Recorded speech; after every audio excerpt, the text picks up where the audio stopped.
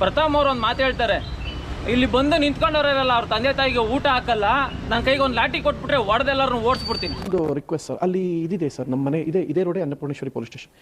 ಅಲ್ಲಿ ನಿಮ್ಗೆ ಇನ್ಸ್ಪೆಕ್ಟರ್ ಅಥವಾ ACP ಯಾರು ಸಿಕ್ಕಿದ್ರೆ ಹೋಗೊಂದು ಮಾತು ಕೇಳಿ ಸರ್, ಪ್ರಥಮ್ಗೆ ಏನಾದ್ರು ಕಾನ್ಸ್ಟೇಬಲ್ ಕೆಲಸ ಕೊಡ್ಬೋದಾ ಅಂತ ಕೇಳಿ. ಬರೀ 1 ವಾರದ ಮಟ್ಟಿಗೆ ಸಂಬಳ ಬೇಡ ಅಂತ. ಒಂದು ದೊಣ್ಣೆ ಸಿಕ್ಕರಲ್ಲಿ ನಿಂತಿರೋ ಒಬ್ಬೊಬ್ಬರಿಗೂ ನಾಯಿ ಹೊಡೆದಂಗೆ ಹೊಡೆದ್ಬಿಡ್ತೀನಿ ಸರ್. ಯಾಕೆಂದ್ರೆ ಅಲ್ಲಿರೋ ಒಬ್ಬ ಮಗನು ಅವ್ರ ಅಮ್ಮನ ಒಂದು ಹೊತ್ತು ಇಟ್ಕೊಡ್ಸೋ ಯೋಗ್ಯತೆ ಇಲ್ಲ ಸರ್. ಯಾರು ನಿಮ್ಮ ತಂದೆ ತಾಯಿಗೆಲ್ಲ ಊಟ ಹಾಕಲ್ಲ ಸರ್ ನೀವು?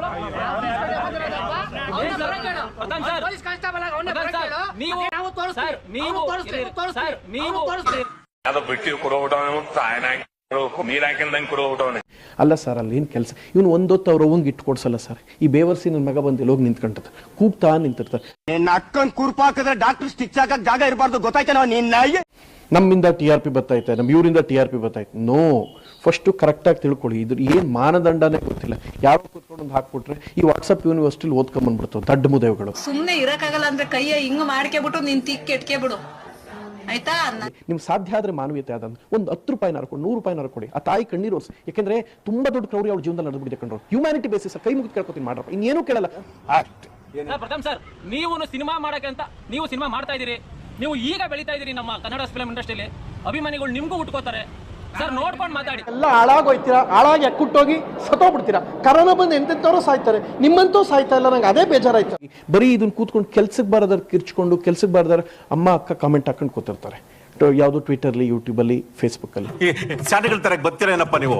ಅದನ್ನ ಬಿಟ್ಟು ಅದನ್ನು ಒಂದು ಒಳ್ಳೆ ಕೆಲಸಕ್ಕೆ ಬದುಕಿ ಒಂದು ದಿನ ಸತ್ತೋಗ್ಬಿಡಿ. ನಿಮ್ಮ ಹೆಸರು ಅಟ್ಲೀಸ್ಟ್ ಒಂದು ನಯಾ ಪೈಸಕ್ಕಾರ ಉಪಯೋಗ ಬರುತ್ತೆ.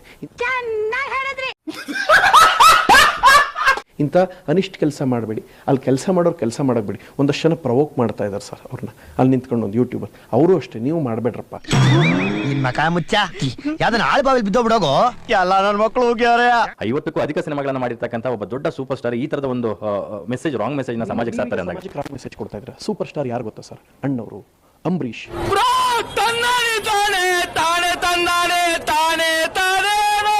ಅಣ್ಣವರು, ವಿಷ್ಣು ಸರ್, ಅಂಬರೀಷ್, ಶಂಕರಣ್ಣ, ಇವರೆಲ್ಲ ಸೂಪರ್. ಇವರೆಲ್ಲ 90 ವರ್ಷದಿಂದ ಕಟ್ಟಿದ್ದಾರೆ ಸರ್ ಚಿತ್ರರಂಗ.